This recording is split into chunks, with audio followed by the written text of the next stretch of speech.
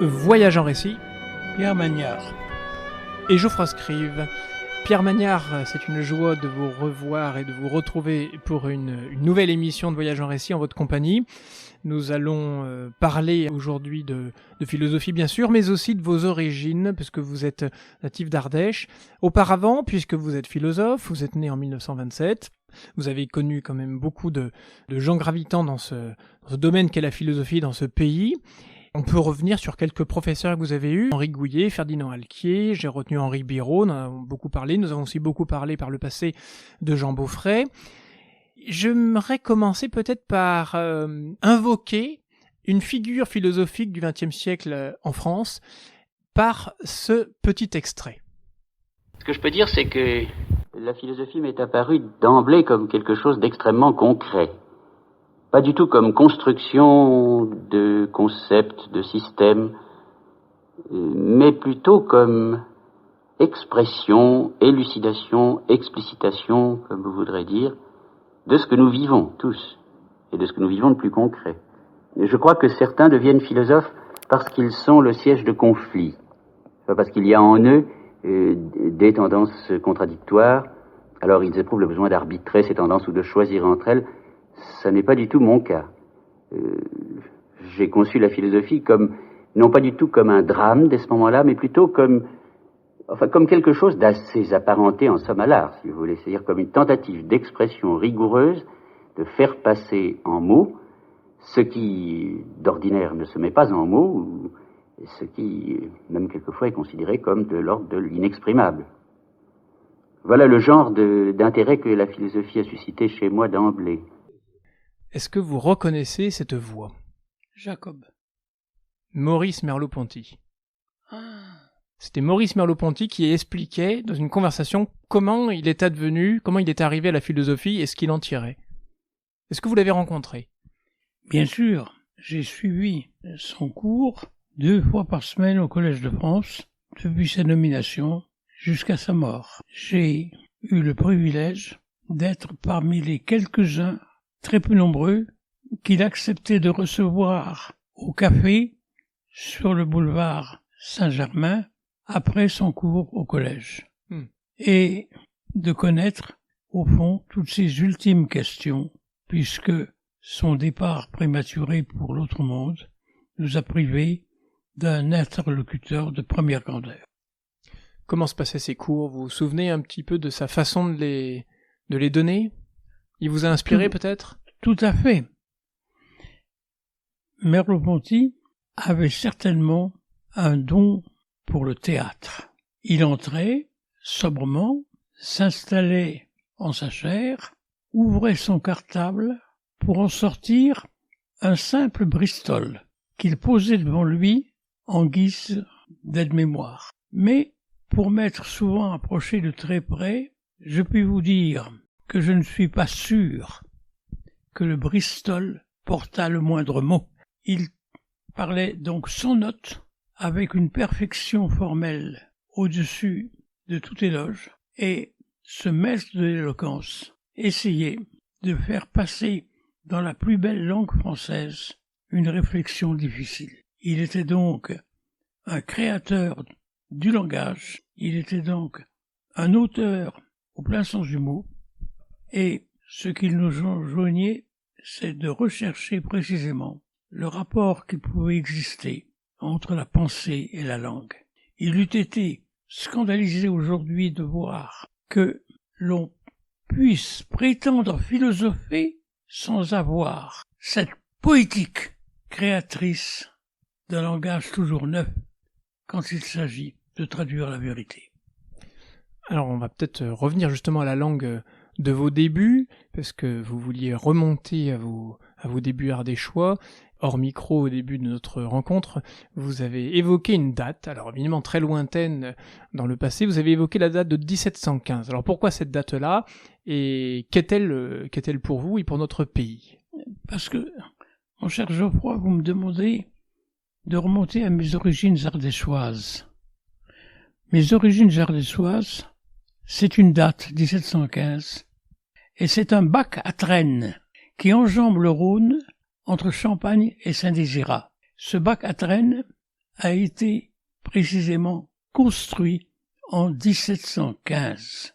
Et il se trouve que 2 de mes ancêtres directs, 2 de mes arrière-arrière-grands-pères, sont passés sur ce bac la même année, s'ignorant, mais se retrouvant ensuite du fait des unions matrimoniales et constituant dans ce nouage une famille. Ce qui donc m'attache à l'Ardèche, c'est essentiellement le bac à Trènes.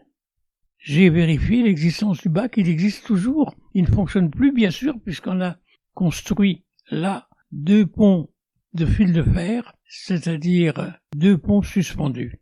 Un à Andance et l'autre à Tournon.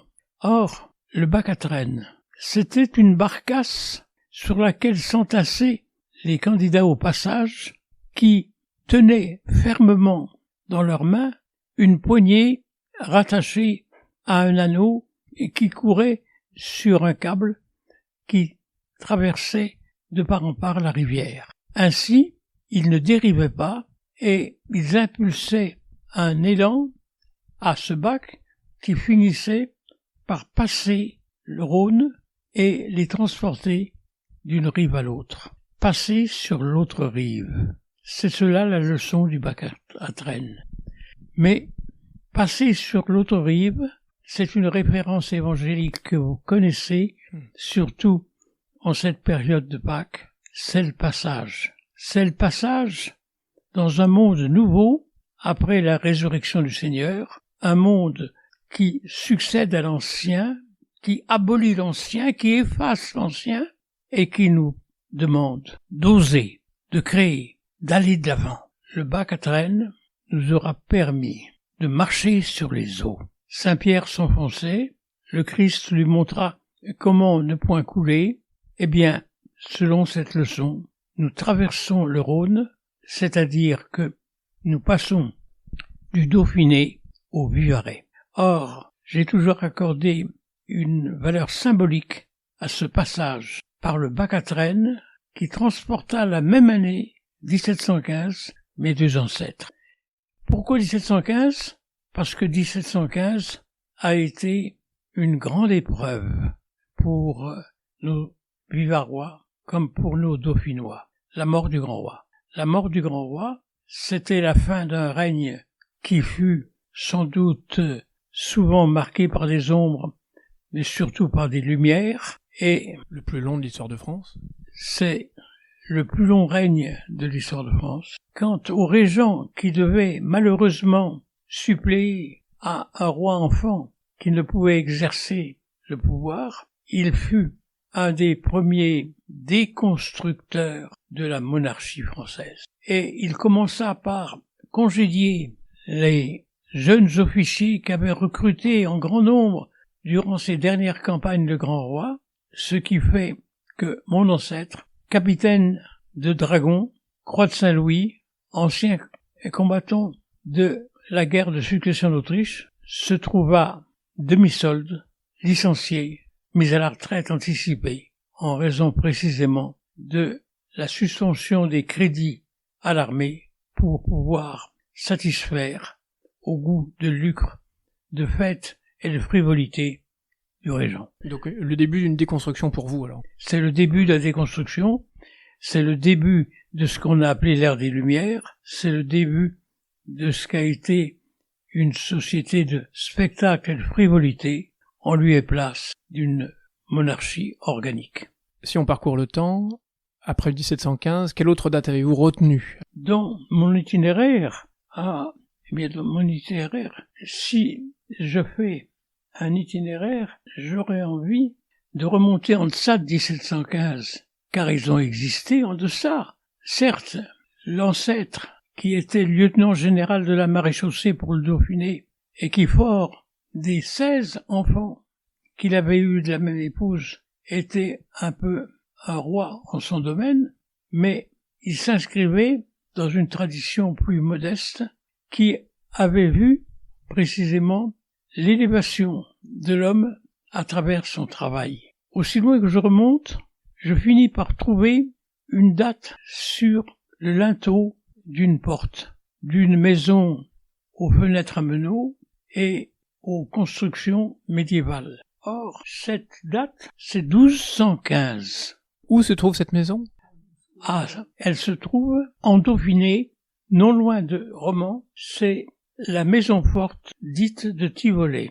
J'ai été invité récemment par le maire de la localité ou de la commune sur laquelle se trouve la maison forte. Il voulait me faire connaître cette demeure de mes ancêtres. La localité s'appelle Miribel-Valcrieux. D'accord.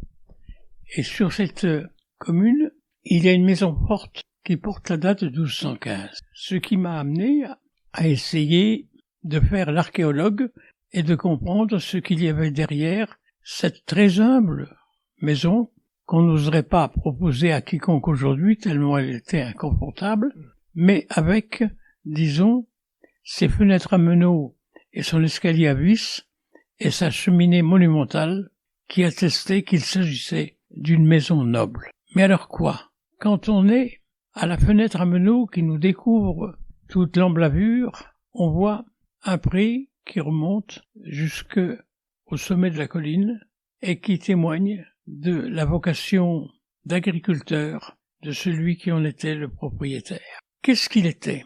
J'ai recherché dans les archives.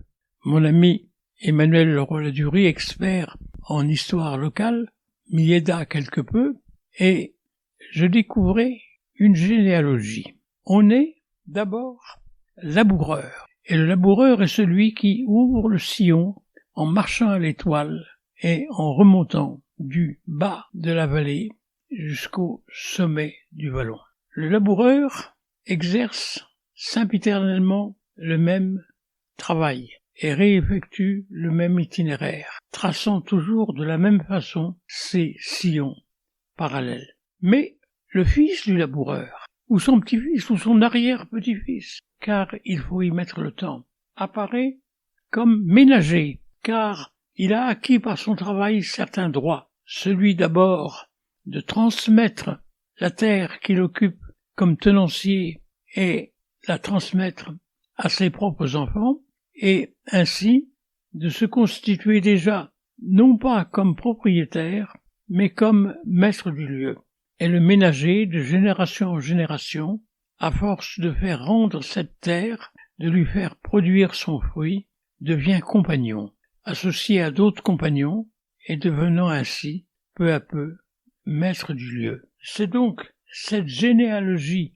qui courait sur plusieurs siècles que j'ai reconstituée et qui m'a établi comme le descendant, précisément, de celui qui vivait dans la maison forte et qui avait en 1215 mérité d'accéder à la propriété de cette maison. Et pourquoi?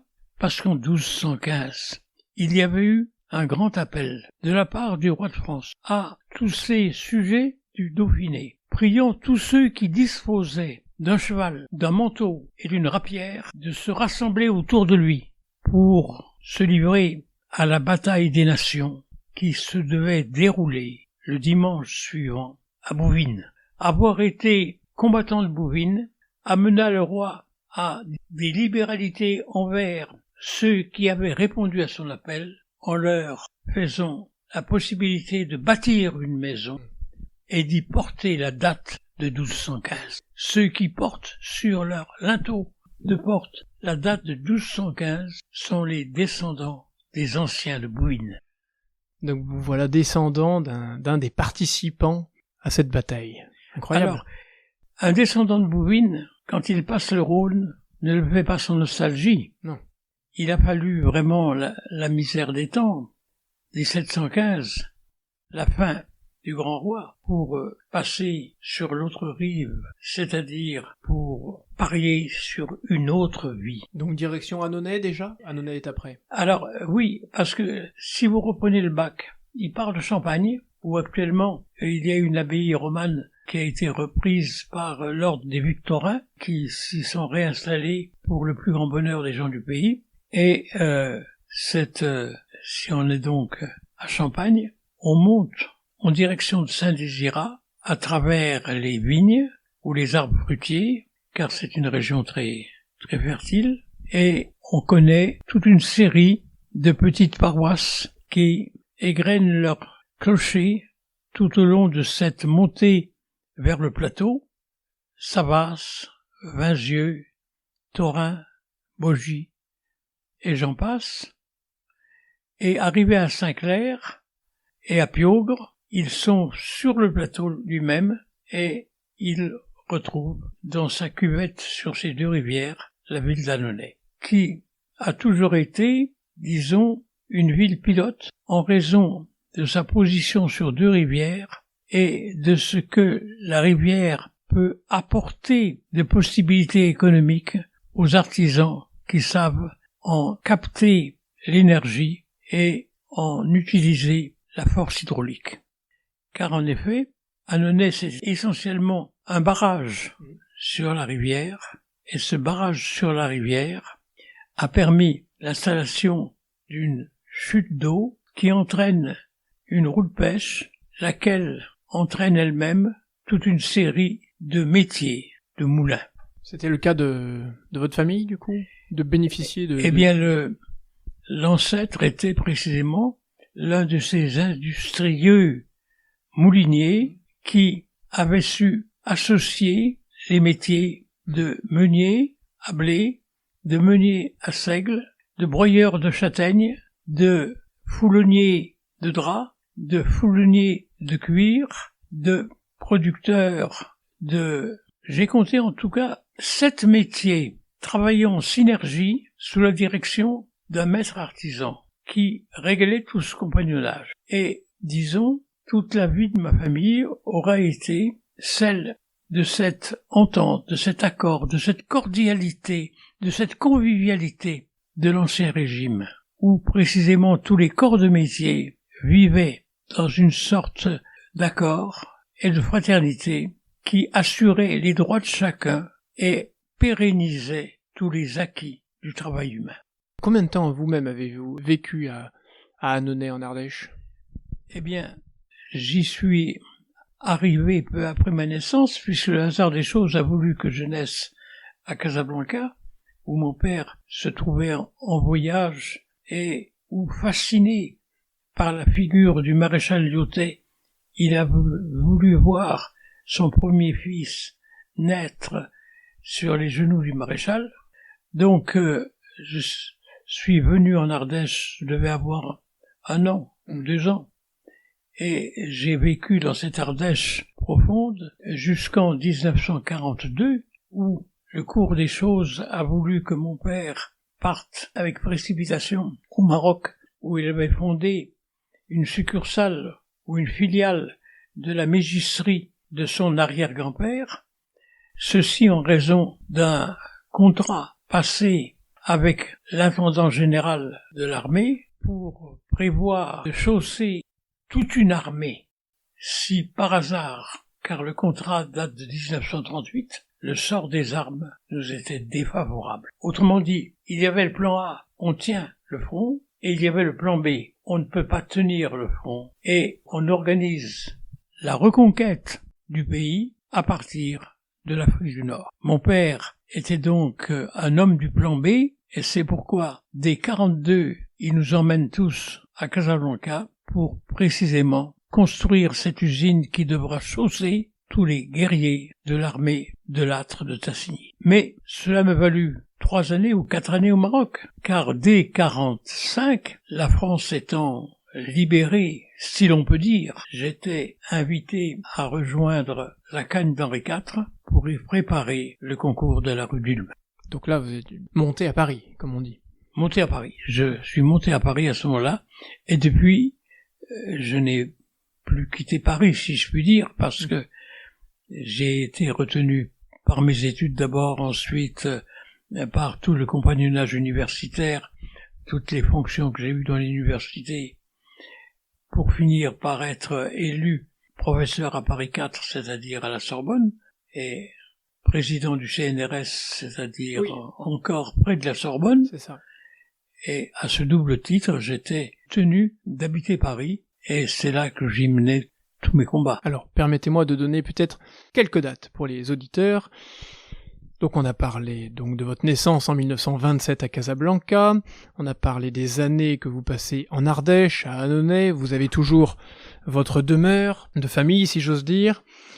Vous êtes ici à Paris donc en Cagne à Henri IV et Louis le Grand, puis vous étudiez aussi je crois à la Sorbonne, vous avez comme professeur Henri Gouillet, Ferdinand Alquier, nous avons cité Maurice Merleau-Ponty, nous pouvons citer également Gaston Bachelard, Jean Beaufret, Henri Biraud. Vous êtes agrégé en 1957, vous êtes alors professeur, nous en avons parlé, à Moulins, où vous succédez à un certain Pierre Bourdieu, puis en Cagne... J'ai succédé à Bourdieu en 56. En 56. Nanty du CAPES. Et j'ai eu l'agrégation à la fin de l'année. Puis vous êtes en Cagne, professeur en Cagne de 1961 à 1968 au lycée Blaise Pascal de Clermont-Ferrand. Blaise Pascal au sujet duquel nous avons pu réaliser une précédente conversation et dont vous êtes un des plus grands connaisseurs de la pensée encore en France aujourd'hui. Puis vous voilà à Dijon, de 1968 à 1978, à l'université cette fois-ci de Dijon. En 1974, vous soutenez la thèse de doctorat dont le nom est resté comme un classique intitulé « Nature et histoire dans l'apologétique de Pascal ». En 1978, vous voilà professeur des universités à Poitiers. Puis 1988, vous voilà professeur à la Sorbonne. Et comme vous le disiez, vous présidez le comité national du CNRS, du Centre national de la recherche scientifique, de 85 à 1991, en étant, il faut le citer aussi, Madame Dastur s'en souvient, chargé de mission auprès du ministère des Universités. Et nous pouvons indiquer, d'ailleurs, que vous contribuez à faire connaître, par exemple, on va citer 3 noms, la pensée d'Ernst Cassirer, et nous pouvons citer Jean-Claude Margolin, et nous pouvons citer là aussi la pensée, et nous en avons parlé dans de précédentes conversations, Monsieur Magnard, de quelqu'un de la Renaissance que fut Charles de Beauvel. Alors voilà pour le panégyrique, si je puis dire, votre curriculum vitae. Y a-t-il des dates énoncées ici qui ont retenu votre propre attention et dont vous aimeriez nous parler dans votre parcours? Oui, c'était, je crois, en 85. Non, c'était en 95, excusez-moi. Monsieur François Fillon, ministre du tutelle auprès duquel j'avais été placé pour réorganiser toute la recherche, me fit part un jour d'un problème moral qui se posait à lui. Monsieur le professeur, me dit-il, au nom de votre éthique, vous avez refusé de bénéficier du cumul des mandats. Étant toujours chargé de votre cours en Sorbonne, en dépit des services que vous rendez au ministère, vous avez refusé les émoluments du chargé de mission. Ce qui fait que nous vous devons une reconnaissance. Et j'ai pensé, compte tenu de tout ce que je sais de vous, que cette reconnaissance, nous pourrions l'assumer en créant, en votre nom et en l'honneur de votre enseignement, un centre de recherche. Veuillez donc me dire quel est le centre de recherche auquel pourraient conduire vos vœux.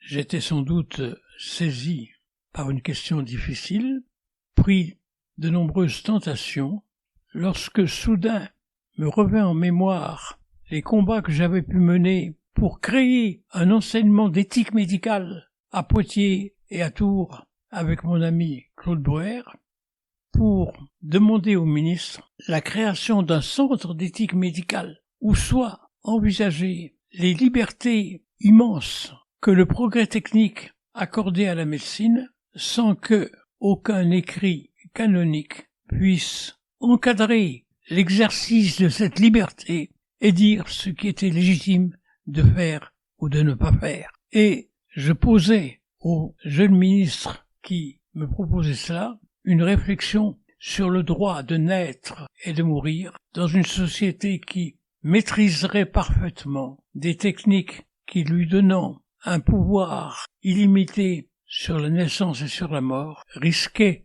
précisément de tourner à une sorte de démence, de démesure, de folie, et qu'il fallait que tout cela fût encadré par une réflexion critique. Et c'est ainsi que François Fillon accepta mon projet, me demanda de rédiger les statuts de ce centre, et que j'obtins dans les 2 mois la création d'un centre d'éthique médicale qui fut basé à la Pitié-Salpêtrière et qui s'est d'année en année acheminé vers un statut universitaire pour constituer une unité d'enseignement et de recherche. Et il produit aujourd'hui, bon an mal an, plusieurs dizaines de docteurs en philosophie qui réfléchissent sur tous les problèmes d'actualité posés par les avancées de la médecine. Alors, si vous me permettez cet écart, qui peut-être n'en sera pas tellement un, nous avons déjà pu citer lors de nos conversations, M. Magnard, l'auteur Ernst Junger. Puisque vous parlez de médecine, de réflexion philosophique par rapport aux avancées techniques qui pourront être faites dans ces années-là, la question que vous pose notamment M. Fillon, ce que vous me dites me fait penser à un texte, un extrait du Traité du Sablier, un essai philosophique, on va dire ça comme ça, d'Ernst Junger, qui date de 1954, dans lequel Junger écrit « Ce qui, dans la technique, est devenu terrible, provient de régions auxquelles les machines n'ont qu'un rapport de symptômes. Ces régions n'influent pas seulement sur la technique, mais sur l'univers. Si donc on réussissait à suspendre çà et là la marche d'un rouage, à interdire par exemple la fabrication de bombes atomiques, la terreur surgirait d'autres parties du mécanisme. Ainsi, pour citer l'une de ces éventualités, la science de la vie est en train de ravir son rang dans ce domaine à la physique. Nous ne songeons pas tant aux moyens de destruction qu'à la fécondation artificielle d'êtres humains. 2 points. L'une des plus graves ruptures de tabou que l'on puisse concevoir. Des dizaines de milliers d'êtres sans père vivent déjà en ce monde, des êtres à l'entendement desquels l'amour n'a pas pris de part. Ce seront les bourreaux de demain. La création d'une telle caste laisse loin derrière elle l'esclavage antique. Là encore, de grands rêves l'ont prévenu.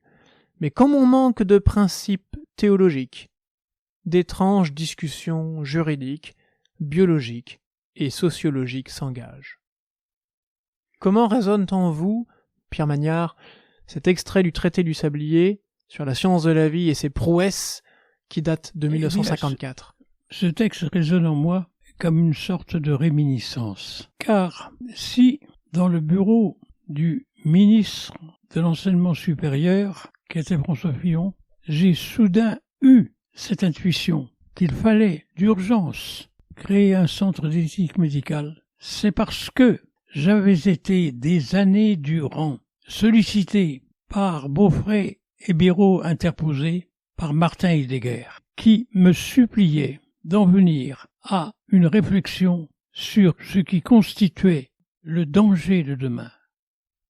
La technique, cette technique dont on attendait tout et qui risquait de nous apporter l'esclavage, l'assaivrissement, la domination par nos propres pouvoirs que nous ne sommes plus capables de maîtriser. Et il m'enjoignait, Martin Heidegger, d'entamer dans mon université une réflexion sur la technique. Et c'est parce que je n'arrivais pas à faire passer chez mes collègues ce message d'un enseignement propre à la technique que j'ai eu l'idée, puisque j'étais maître après Dieu du CNRS, de créer une équipe de recherche avec vocation à l'enseignement, mais vocation aussi à la découverte. Cette équipe de recherche qui, au fond, aurait à juger de toute avancée technique et de l'encadrement qu'on pouvait faire de ces avancées au plan moral, au plan juridique, au plan philosophique. Car en effet, c'était le retour de Prométhée avec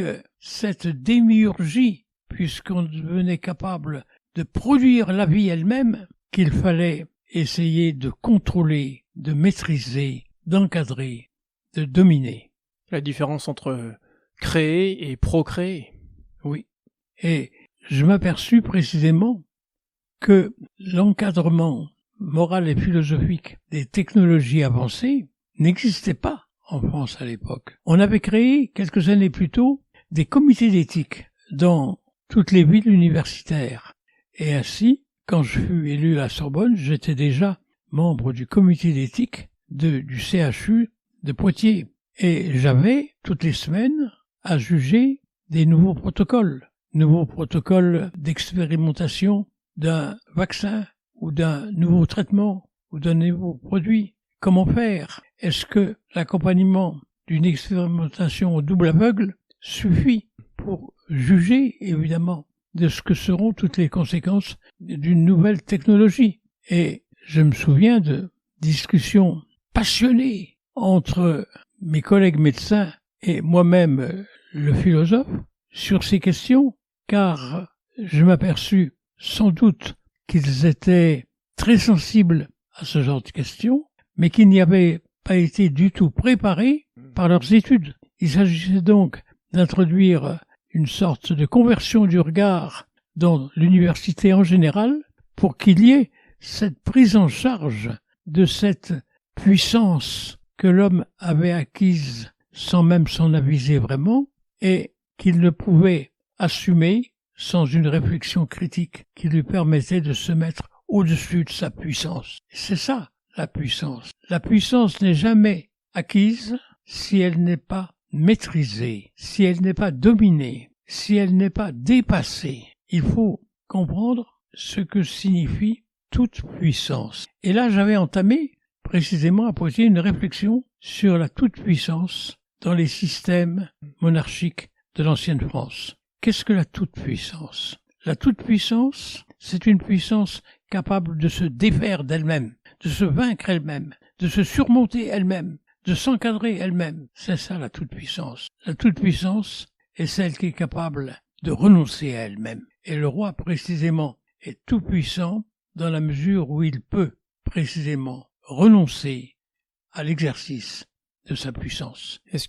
que, quelque part, je reviens à votre chronologie, vous reprochez un petit peu à Louis XV qui ne se défait pas, justement, de cette toute-puissance par rapport à son prédécesseur? Ah oui, certainement. Ce que nous offrait l'image du grand roi, c'était une image de la puissance surmontée. Ce que nous offrait le régent, c'était un délire de la puissance imaginée, qui devenait de plus en plus vaine, frivole, n'exerçant en définitive aucun pouvoir réel. Et alors, je fais un bond dans le temps, peut-être facile, mais vous qui avez connu une immense partie de ce XXe siècle et le premier quart de ce XXIe, comment jugez-vous les évolutions politiques au regard de ce que vous venez de dire sur la puissance entre... bon, évidemment, il y a eu la période Seconde Guerre mondiale, il y a eu la République, il y a eu De Gaulle, et puis il y a nos présidents qui se sont succédés depuis Mitterrand. Mais ce qui me semble, c'est que on est devant une sorte d'imposture. Car en effet, les institutions, en valorisant le suffrage universel, ont permis la promotion d'hommes qui n'ont pas les dimensions de l'exercice de la puissance. Le dernier, qui me semble avoir eu ces dimensions, s'appelait Georges Pompidou. Il avait le sentiment du pouvoir régalien qui était le sien. Il avait le sentiment des devoirs moraux et spirituels qu'imposait l'exercice d'un tel pouvoir. Et il savait que la puissance n'était jamais parvenue à son comble si ce n'est dans le renoncement à elle-même. Il s'était posé la question à l'occasion de l'exercice du droit de grâce plusieurs fois dans sa vie, et il vécut chaque fois cela comme un drame de conscience. Vivre les limites de la puissance dans son exercice, et comprendre que la puissance n'est jamais effective que dans un renoncement à elle-même. À propos de renoncement à elle-même, est-ce que, puisque l'actualité fait que Robert Badinter est mort il y a peu, est-ce que sa prise de position pour abolir la peine de mort était justement le signe d'un renoncement à une certaine forme de puissance, la puissance sur son prochain, que de le mettre à mort?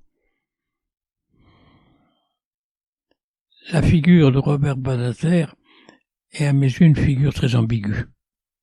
Je suis très partagé à son endroit. Je n'y vois absolument pas l'incarnation de la justice. J'y vois plutôt l'ambiguïté de la loi qui, exerçant le droit de vie et de mort sur les crimes les plus abjects et les plus atroces qu'on puisse voir, méritent peut-être une réflexion critique plus avancée que celle qu'on a donnée en 1981. Et là, je serais très sceptique. Qu'est-ce que la puissance et comment s'exerce-t-elle? Cette puissance dont je vous dis qu'elle est à son comble lorsqu'elle est capable de se surmonter, lorsqu'elle est capable de se vaincre elle-même, de ne point s'exercer comme si elle n'était jamais plus puissante que dans son désaveu. Est-ce qu'à propos de cette puissance, puisque vous avez été proche d'une certaine Simone Pétrement vous en a-t-elle parlé? Parce que à la fois elle étudiait les religions anciennes et en même temps elle avait bien connu Simone Veil, dont elle a produit une magnifique biographie,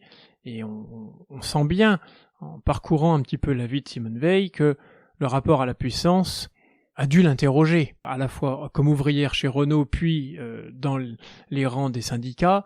Donc il y a là une puissance qui s'exprime de l'homme sur l'homme, et en même temps, elle découvre la foi, et donc une autre forme de puissance, qui s'exerce, si je puis dire, sur elle, ou qui la prend tout entier. Simone Pétrement, à qui je dois quantité d'entretien, puisque j'ai eu la chance de la rencontrer alors que j'étais encore étudiant en Cagne, et que elle me faisait l'amitié de me recevoir le dimanche après-midi et de m'entretenir pendant des heures de ce qu'avait été son compagnonnage avec Simone Veil, m'a souvent parlé justement dans une période où la justice était très sollicitée. C'était le juste après-guerre, c'était les cours de justice, c'était la triste épuration avec un mélange de vengeance et de justice qui n'arrivait pas à composer d'une façon équitable. Et alors, ce qu'elle essaie de me faire comprendre, c'était le sens du sacrifice. Car au fond, il y a une dimension sacrificielle dans l'exercice de la justice. Et donc de la puissance aussi. Dans l'exercice de la puissance. Mais qui a le droit de se poser en sacrificateur? Qui a le droit? Qui a le droit de prononcer un arrêt de mort et de prétendre le faire exécuter? C'était ça la question. C'est-à-dire que le problème de Badinter, il s'est posé bien avant Badinter. Oui. Il s'est posé dès 1945, lorsque a commencé l'épuration. De quel droit? Qu'est-ce qui nous investit de cette fonction de vengeur? Quel pouvoir exerçons-nous quand nous condamnons à mort quelqu'un? Au nom de quoi? Et au nom de quel principe? Si vous voulez, le problème Badinter, il s'est pas posé pour moi en 1981, il se posait pour moi en 1945. De quel droit se poser en justicier? Et je dirais que le jeune étudiant que j'étais, voyez quoi? J'ai le souvenir des femmes tondues. Et je dois vous dire que c'est pour moi un immense scandale. Ici à Paris? À Paris même, sur le boulevard Saint-Michel. Les femmes tondues. Est-ce que l'on a le droit de clouer qui que ce soit au poteau d'infamie? Revenons peut-être à votre chronologie. Quelle autre date avait retenu votre attention pour cette conversation, Pierre Magnard? Il y a une autre date qui me semble importante. C'est ma prise en charge de mes fonctions au CNRS. Donc là, nous sommes en 85? Nous sommes en 85. Et je vais exercer ces fonctions pendant 5 ans. Alors, avant tout, comment sont-ils venus jusqu'à vous? Comment êtes-vous arrivé à travailler pour le CNRS? J'avais une obsession.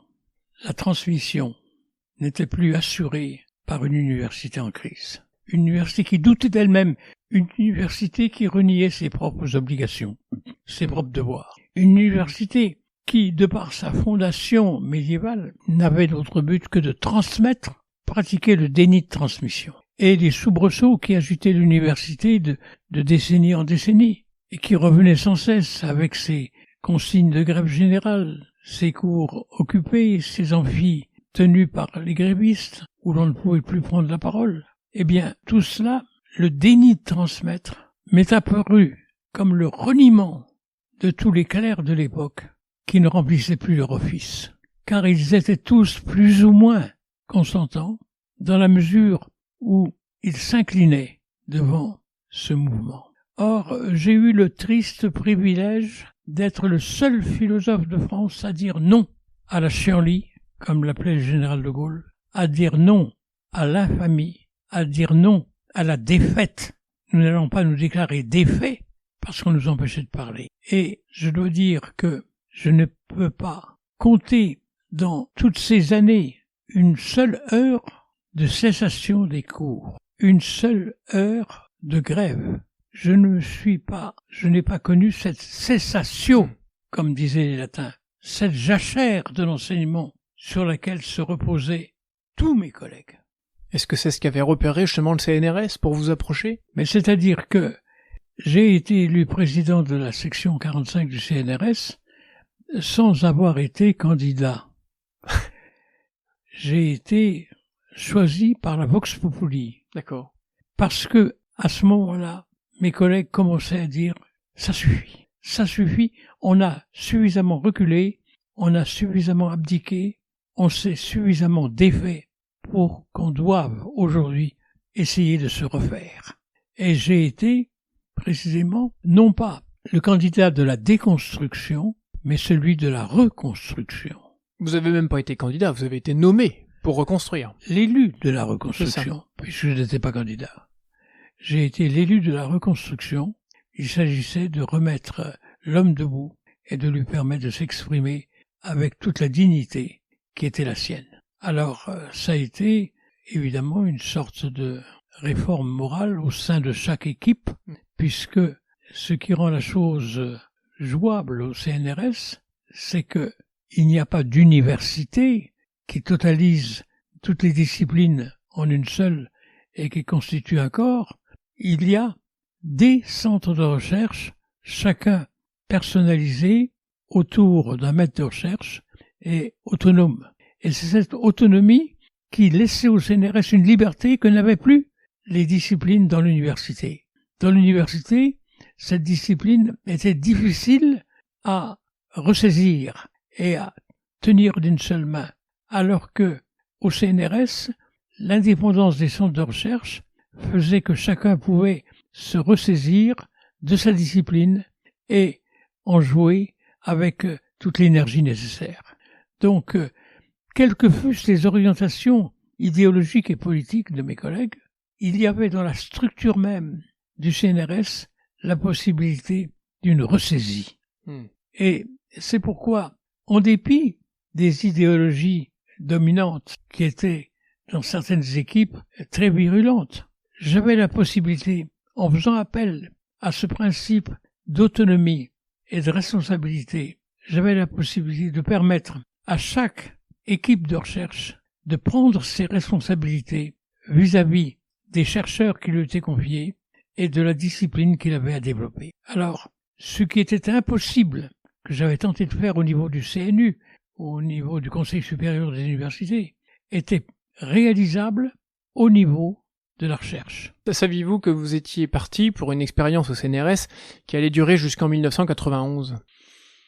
C'est-à-dire que si elle a duré si longtemps, c'est parce que, bien que je fus rattrapé par mon éméritat, le président de l'université de Paris IV, Jean-Pierre Poussou, et son successeur, Jean-Robert Pitt, eurent l'ingéniosité, la générosité, la grandeur d'âme de me faire l'amitié de me déclarer émérite ad vitam.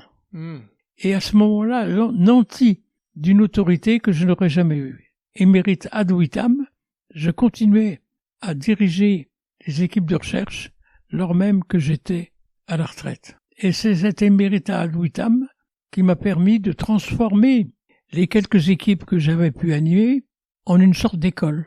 École qui s'est constituée d'elle-même dans la reconduction de ses membres qui ont fait carrière au sein de l'équipe et, à partir de là, ont essaimé dans toutes les universités de France pour pouvoir effectuer cette réforme et ce renouveau de l'université elle-même. Or, ils sont là encore très nombreux. Je les retrouve bien souvent et à chaque tournant de l'année me viennent leurs bons souvenirs ou leurs vœux, comme ce fut le cas encore dans ces dernières Pâques. Que d'anciens élèves se sont remanifestés à moi pour me dire « on continue ce que vous avez commencé », ce qui me prouve que le renouveau a bien eu lieu à la faveur du développement des équipes de recherche au sein de l'université même. Et puis vous avez, il faut le souligner, même si nous avons déjà parlé de cela, ça a été l'occasion aussi ces années-là d'initier vos travaux sur Boès. Ah oui, c'est-à-dire que Boès est devenu, à ce moment-là, un symbole. Vous me demandez des dates, Geoffroy.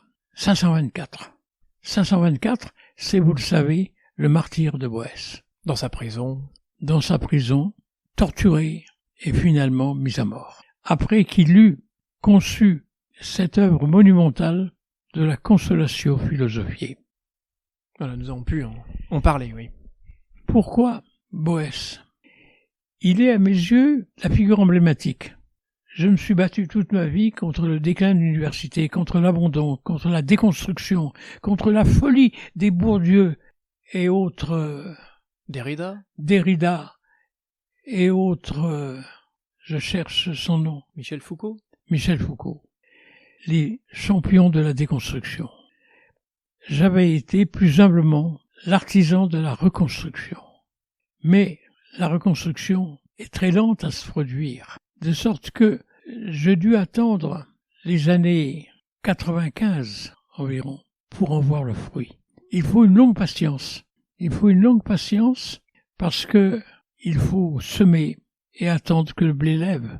Or, le témoignage, il me vient quasi tous les jours de ceux que j'ai appelés à vivre cette reconstruction et qui ont apporté leur talent, leur génie, leur intelligence, leur science, leur labeur, leur courage, leur audace à reconstruire cette université. Or, ils l'ont fait.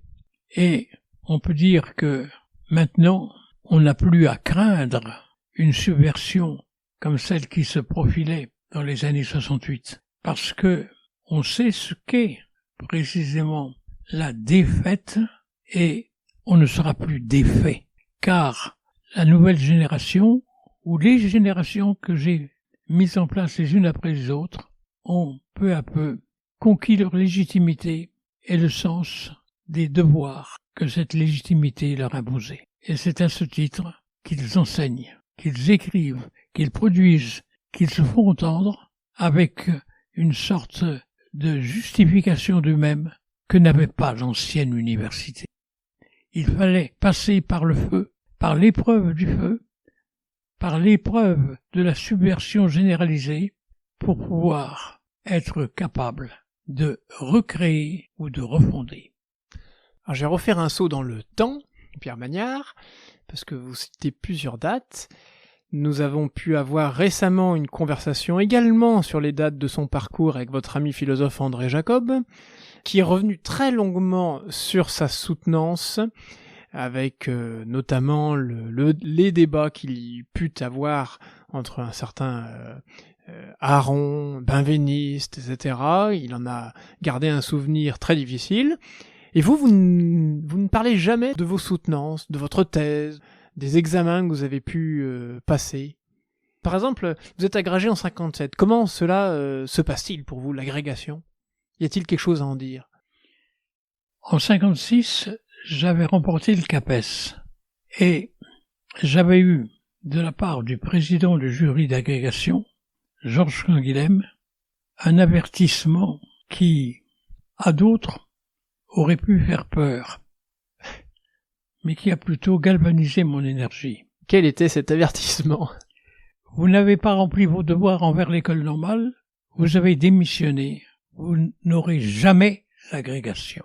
Décision du président du jury, qui était Georges Canguilhem.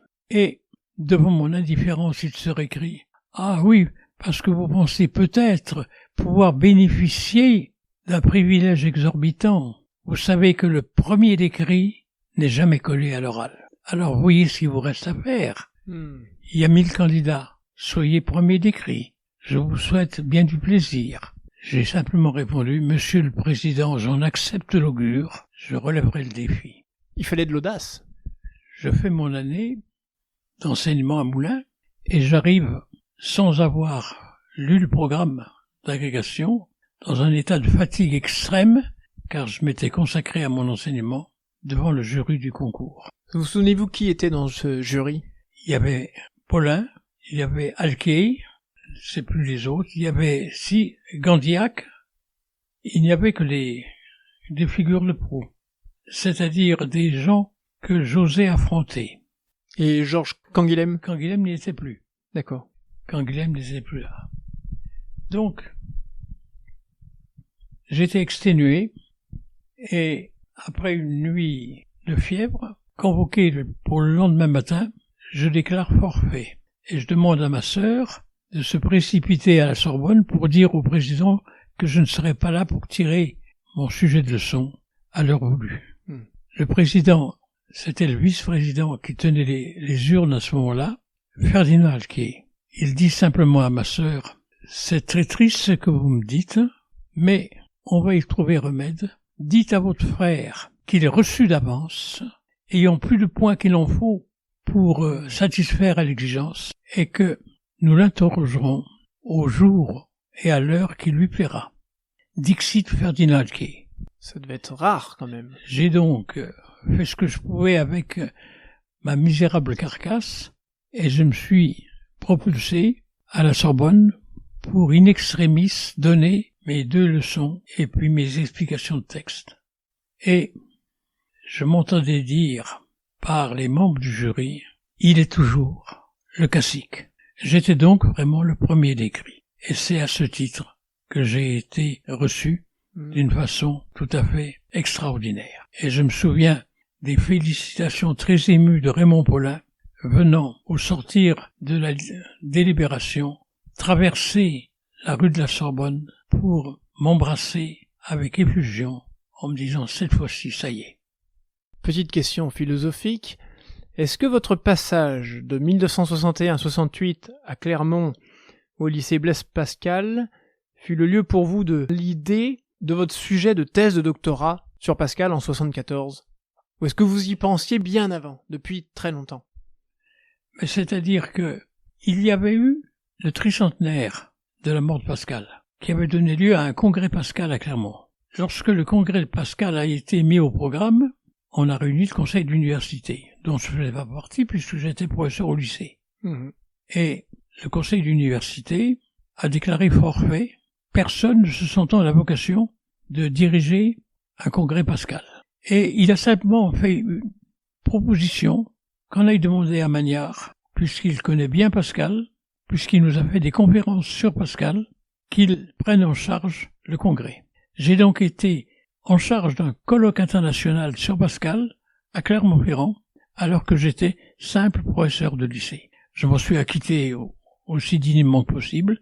J'ai reçu toutes les grandeurs des universités françaises et étrangères, et cette réception m'a mis au fait de mes responsabilités. J'avais peut-être quelque chose à dire moi-même sur Pascal. Et celui qui m'a convaincu qu'il fallait aller jusqu'au bout de mes recherches pascaliennes me venait du Japon. Il s'appelait Maeda, il avait traduit les pensées de Pascal en japonais, et il était un merveilleux interprète de Pascal. Le connaissiez-vous avant ou pas du tout? Je le connaissais pas avant. Il me demanda une grâce, celle de refaire l'expérience du vide en promenant un bac de mercure depuis la place la plus basse de Clermont jusqu'au haut du Puy-de-Dôme en passant par la fond de l'Arbre. Et je me souviens de cette montée avec le bac de mercure. Je me prenais pas quand même pour Florin Perrier, mais presque, puisqu'il l'avait faite lui-même à la suggestion de son oncle Pascal, c'était le neveu, Florin. Et on a tout refait selon les dires précisément de Madame Perrier qui racontait l'expérience. Et vous l'avez refait avec Maeda?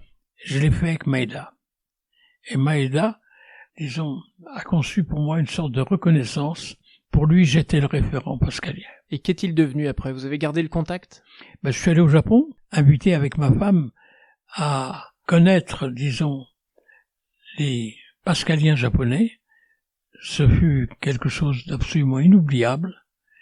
Et c'est cela qui fait en sorte que, lorsque j'appris que Henri Gouillet avait d'autorité inscrit sur les registres de la Sorbonne un projet de thèse sur Pascal en mon nom, j'ai pas pu le déjuger. Ah, le sujet vous a été imposé par Henri Gouillet, en fait. La thèse elle-même, je voulais pas faire de thèse, je voulais rester en Cagne. J'avais pas besoin d'être docteur auprès du professeur de Cagnes. Lui, en êtes-vous reconnaissant aujourd'hui, Henri Gouillet, de vous avoir poussé? Oui. Je lui suis très reconnaissant parce que prof de Cagnes, tel que je l'entendais, ce n'est pas une vie. Trop de travail? Trop de souffrance. De souffrance? Trop de stress. Trop de stress. Essayez de comprendre ce que c'est qu'être prof de Cagnes.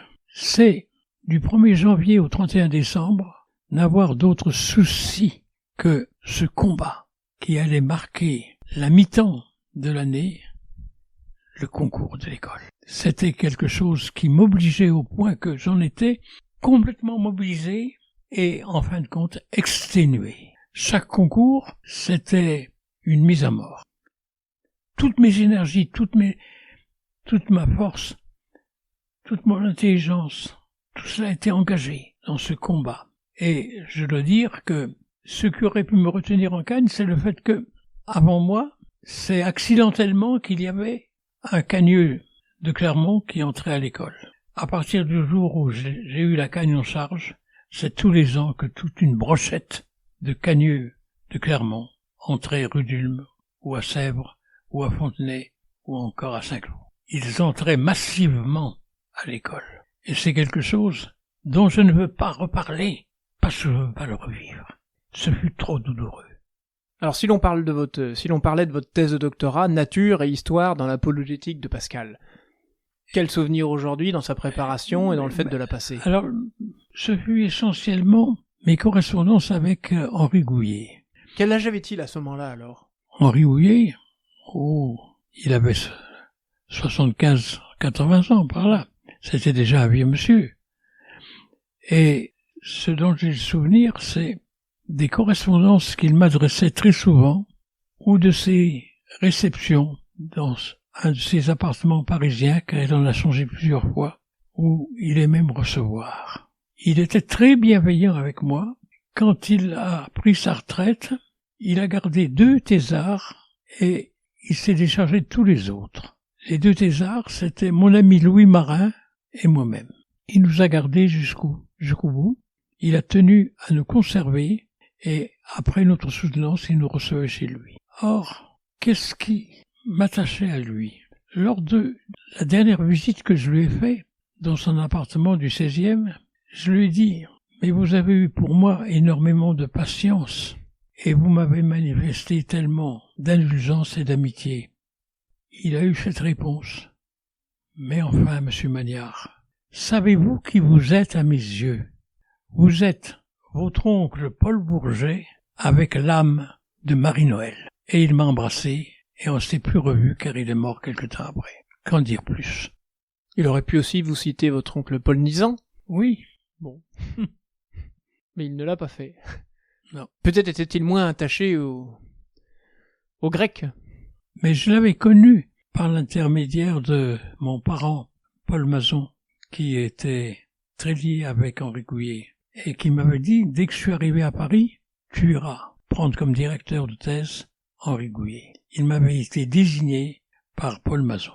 Dans tous les philosophes que vous citez, que vous avez rencontrés, certains vous ont-ils reproché et d'autres vous ont-ils encouragé dans ce que vous aviez entrepris de faire dans les étés succédant les années de guerre, 46, 47, 48, 49, à aller voir Gustave Thibon? Mais Gustave Thibon a toujours été un ami indéfectible. C'était une aventure d'aller chez Thibon. Ah, parce que surtout à l'époque, j'imagine. D'Annonay à Saint-Marcel-d'Ardèche, il y a quand même 200 kilomètres. Alors si vous voulez prendre la vallée du Rhône, c'est bien, parce que il y a une route toute droite. Mais si vous passez par la montagne, alors c'est vraiment une aventure. Et j'allais chez Thibon l'été quand je le pouvais, et on prenait précisément la route des collines. On passait par le col de l'Escrinet, on redescendait sur Aubenas, et ensuite sur Privas, et on arrivait à l'Argentière. C'était la basse Ardèche qu'on allait essayer de conquérir. Et là, je retrouvais une personnalité que j'allais rencontrer à nouveau, Vincent d'Indy. Vincent d'Indy qui avait été le maître, le formateur de mon oncle Albéric Magnard. Oui, le musicien. Le musicien. Le seul élève qu'avait sélectionné Vincent d'Indy, c'était l'oncle Albéric. Alors, on allait au Faux, c'était le nom de la propriété des Dindy.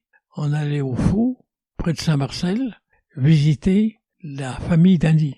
Vincent Dindy était déjà mort, mais il y avait sa famille qui nous recevait. On était donc liés à Saint-Marcel et on était liés à cette Bassardèche qui était celle de Thibon. Donc je suis toujours resté fidèle à cela, du fait, disons, de ma parenté avec Albéric, du fait du souvenir que les Dindy gardaient de ce compagnonnage entre leur patriarche et le jeune Magnard, et c'est cela qui fait en sorte que je suis toujours resté fidèle à la lecture de notre patriarche de Saint-Marcel. Et les professeurs à Paris, alors, vous ont reproché d'aller suivre les enseignements de Thibon, ou certains vous ont encouragé à le faire? Ah, personne ne me l'a reproché. Il y avait, disons, le sectarisme qui régnait en Sorbonne à l'époque, il y avait quand même trop d'élégance pour qu'on puisse me reprocher ces choses-là. Ça se reprochait pas. Non. Mais il est à noter que certains de vos adversaires philosophiques que vous avez cités tout à l'heure, je pense à Derrida, Michel Foucault, Bourdieu, peut-être Deleuze, je ne sais pas, n'ont peut-être pas eu la curiosité d'aller voir Gustave Thibon. Savez-vous s'ils y sont allés et ce qu'ils ont pu en retenir ou pas? Non. Il y avait déjà des clans, en fait, quelque part. Oh là là, mais non, et puis Thibon les aurait pas reçus. Ah oui. Imaginez Derrida aller frapper chez Thibon. Vous imaginez ça? Mais j'imagine un élève, quelqu'un de l'âge d'un élève, aller voir un enseignant. Oui, mais un élève, il lui fallut qu'il se conduisît comme un disciple. Or, quel disciple? C'était pas le disciple de Bourget. Non. Mais une fois, vous m'avez dit, Pierre Magnard, que je crois que c'est des Derrida, vous avez tenu à peu près ce langage, que la notion de famille, il ne la comprenait pas, il fallait qu'il la détruise, et pareil pour la notion d'amour et la notion de patrie. Est-ce que justement, un apprentissage, un stage, même quelques jours chez Gustave Thibon n'aurait pas pu peut-être remédier à ces pensées? Il en a fallu beaucoup pour remédier à l'inhumanité, à la barbarie, à la sauvagerie, à la brutalité de Derrida. Quelle image gardez-vous de lui justement aujourd'hui, de Derrida? Un démon. Dans vos rapports à vous personnels? Exactement. Ce que tu es, je passerai ma vie à le détruire. C'est ce qu'il vous a dit? C'est la dernière parole qu'il a eue pour moi. Ah oui, oui. Ce que tu représentes, je passerai ma vie à le détruire. Savez-vous ce que vous avez pu lui répondre, ou vous n'avez rien répondu? J'ai rien répondu, j'ai passé mon chemin, puis voilà. Oui. Y a-t-il d'autres dates dont vous vouliez parler, Pierre Magnard, à la fin de cet échange avec vous? Il y a eu une date, si on peut dire, c'est 2014, quand j'ai perdu mon épouse. Je suis entré, ce jour-là, dans la vie éternelle. Ce qui n'est pas, disons, un plaidoyer en ma faveur, un dire de sainteté, mais une simple réalité en regard du mystère du temps. Le temps qui passe, le temps qui coule, le temps qui roule. Je suis entré dans la vie éternelle, je suis entré dans un temps sans temps, dans un temps qui ne coulait plus. Et quand je regarde ma rivière Cance passer sous mes fenêtres à Annonay en Ardèche, je me demande si ce fleuve étincelant n'est pas aussi une sorte de fleuve immobile. Depuis qu'elle n'est plus là, la rivière cesse de couler. Elle coule en apparence, mais plus rien ne s'écoule. C'est ça, la vie éternelle. Tout est déjà fixé dans un jugement pour l'éternité. Alors, si je me dois de vivre encore, c'est parce que j'ai mes enfants, parce que j'ai mes petits-enfants, et c'est aussi parce que j'ai tous mes anciens élèves qui sont toujours là à attendre un complément d'information, un complément de parole, un complément d'enseignement. Car Pour un véritable professeur, l'enseignement n'est jamais terminé. C'est ce que vous contribuez à faire avec toutes les conversations que vous avez eu la gentillesse de nous donner.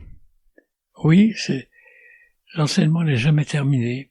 Il y a toujours quelque chose à élucider, à développer, à dire. C'est sur la même longueur d'onde que se trouve, je crois, votre ami André Jacob.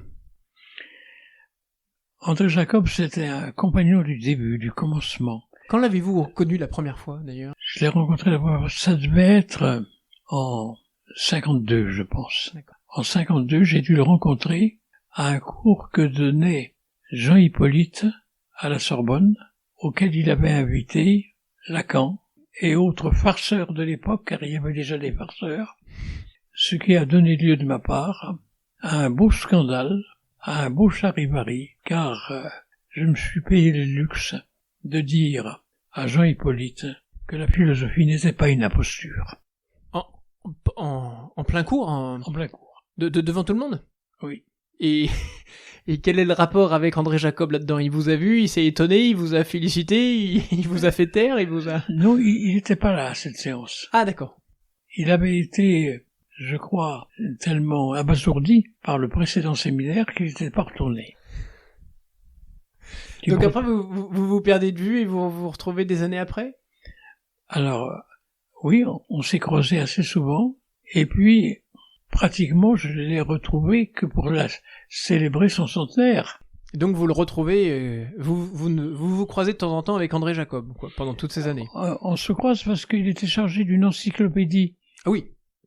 De philosophie. Et auquel j'ai participé maintes fois. Donc, on se rencontrait forcément. Et dans l'exercice de mes fonctions, il m'arrivait de rencontrer Jacob du fait de mes charges au CNRS.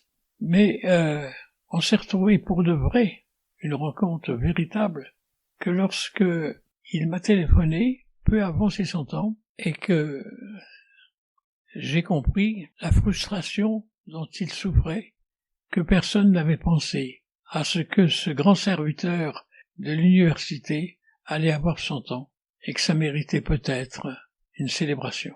Alors, c'est moi qui lui ai dit. Et il en a été infiniment touché, mais il voulait pas le croire. Ce que tu me proposes est impossible. Alors je lui dis, mais je suis ton ami, et si je te dis que c'est réalisable, c'est parce que pour moi, c'est déjà réalisé. C'est beau. Et je me suis mis en quête d'un certain nombre d'anciens élèves de Jacob, et on a organisé ce colloque en Savoie, ce colloque à Abondance. Et ça a marché au-delà de mes espérances.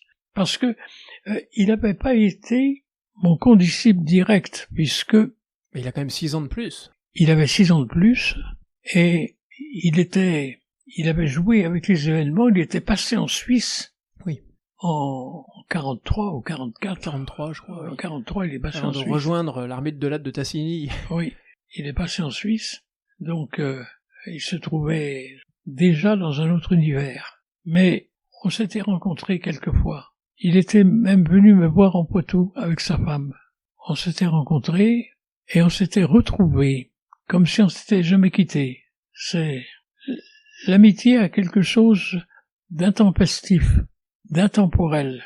Et il continue à travailler. Il continue à vous mettre à contribution, si je veux dire. Il continue à mettre à contribution, ce qui est peut-être un peu excessif, parce que il pourrait quand même chercher un autre registre pour ses ultima verba.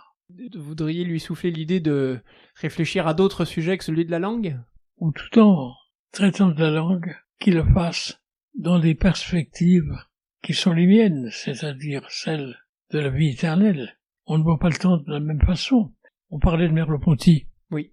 Merleau-Ponty, à la fin de sa vie, il savait pas qu'il allait mourir si rapidement, me parlait de l'éternité en chrétien.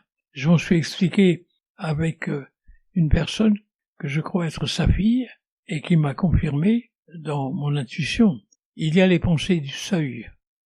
J'ai été un témoin de ces pensées pour quelques-uns, Henri Birot par exemple, puisque je suis en charge de ces ultima verba, travail qui m'impressionne tant que je diffère d'année en année le soin de m'exécuter. Et puis vous avez côtoyé d'autres, je pense à Michel Serres, mais je pense aussi à des ecclésiastiques. Je Je pense pense à à- ses pensées sur le seuil, je pense à Henri de Lubac. Je pense à Michel Serres. Mais à Michel Serres, je le dis plus volontiers parce que il avait dit, quand je serai plus là, allez demander à Pierre. Donc, j'ai le devoir de parler. Alors, de ce fait, quand on vient me dire, parlez-nous de Michel Serres, je ne refuse jamais. J'estime être un bon interprète. Mais, pour Birot, c'est plus difficile. Car, je le laisse sur le seuil, il meurt quelques jours après. Est-ce qu'il aura franchi le seuil?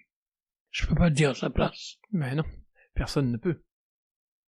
Alors peut-être, dernière question, mais puisque nous parlons de date, parlons d'aujourd'hui, 2024, avez-vous des sujets ou des travaux en cours, Pierre Magnard? J'ai en cours une saga, la saga de ma propre famille, puisque il m'a été reproché par mes compatriotes ardéchois de n'avoir jamais raconté ma famille. Toutes les autres familles se sont racontées plus ou moins. Vous n'en avez jamais rien dit. Pourquoi cette discrétion? Alors, j'ai entrepris un petit récit qui sortira, je l'espère, avant la fin de l'année, chez quelques éditeurs confidentiels, qui racontera les 3 générations de la branche cadette, la branche des suicidés de la société, la branche de Pierre-Charles, de Francis et d'Albéric. Dire ce qu'ils furent et ce que leur mort et leur vie peuvent encore nous dire aujourd'hui. Mais le souvenir est une boisson amère. Il y a beaucoup d'amertume dans le fond de la coupe quand on va jusqu'au bout du souvenir. Et il faut avoir le courage de boire la coupe jusqu'à la lie. Sans quoi on n'est pas vrai. On fait de la célébration, de la géographie, on fait de la mythologie, on fait de l'histoire familiale une sorte de légende dorée. Or, la vérité, à mes yeux, n'a pas à en souffrir. Il faut dire ce qui s'est passé avec la rigueur de celui qui n'a d'autre but que le respect de la vérité. Alors, la saga familiale est un breuvage à la lie très amère. Eh bien peut-être est-ce sur cette vérité que vous défendez que nous pourrons terminer, Pierre Magnard, cet entretien? Oui. Quelle vérité? Mais la vérité, elle est toujours la même. Elle est celle que nous rapportent les évangiles. La vérité, elle est celle que nous dit l'évangile d'Emmaüs. C'est à la fraction du pain qu'on le reconnaîtra. Alors, partageons le pain ensemble et buvons dans la même coupe, et il finira par y avoir une reconnaissance.